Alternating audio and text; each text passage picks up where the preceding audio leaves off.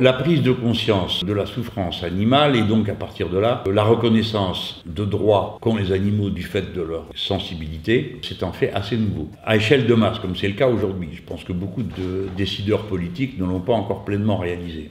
C'est un phénomène nouveau et il est philosophiquement très intéressant et très fécond. Bon, évidemment, ça ouvre immédiatement un débat sur le fait de savoir si les animaux ont des droits. Nous sommes un certain nombre à penser que oui. En tout cas, ils ont le droit de ne pas être exposés à la souffrance du fait d'un désir humain. Ils ont le droit d'être considérés comme des organismes sensibles qui ont, à partir de là, un certain nombre de droits quant à leur déplacement, à leur bien-être. Quand on fait droit à leur droit au bien-être, quand on refuse de leur infliger des souffrances. On affirme sa propre humanité, pas au sens où on aurait des bons sentiments, mais au sens où moralement on comprend que celui qui domine l'autre, par des moyens matériels, nous dominons les animaux, celui qui domine ou qui est en position de force a essentiellement des devoirs à l'égard de celui qui est dominé. Et que donc quand nous manifestons que quoi que nous soyons plus forts, quoi que nous soyons capables de les élever en tas, en pile, en batterie, nous ne le faisons pas parce que nous considérons que c'est une manière d'avoir un rapport au sensible qui est inacceptable,